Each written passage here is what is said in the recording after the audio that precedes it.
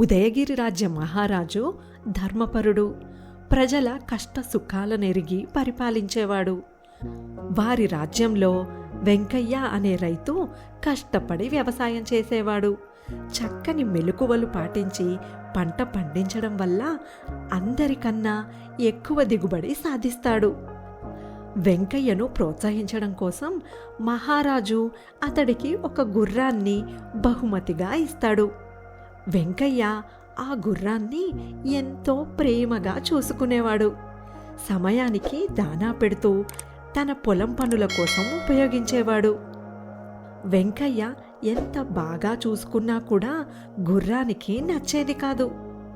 నా పూర్వీకులు మహారాజు వద్ద ఉంటూ యుద్ధాల్లో పాల్గొంటూ చాలా గౌరవంగా బ్రతికారు.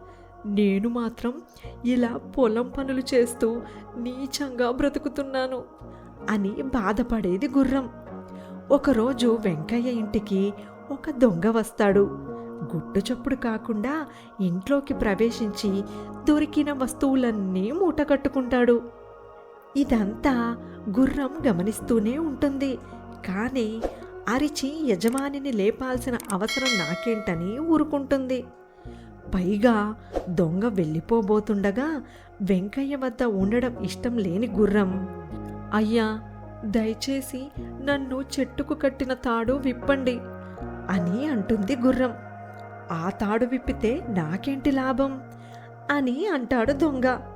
కావాలంటే నన్ను మీతో పాటే తీసుకెళ్ళండి.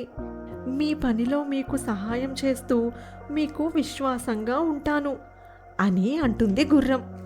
ఆ మాటలకు పెద్దగా నవ్విన దొంగ, నేను దొంగనని నీకు తెలుసు.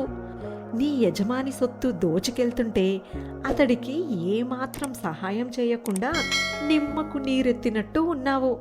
అలాంటి విశ్వాసం లేని నిన్ను నాతో తీసుకెళ్లడం ఎప్పటికైనా ప్రమాదకరమే అని చెప్పి దొంగ వెళ్ళిపోతాడు.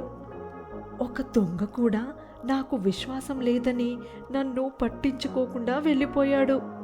అలాంటి నన్ను నా యజమాని ఎంతో ప్రేమగా చూసుకుంటున్నాడు అంటే తప్పు నాదే అని గ్రహించిన గుర్రం ఆ రోజు నుండి వెంకయ్యకు విశ్వాసంగా ఉండడం మొదలు పెడుతుంది.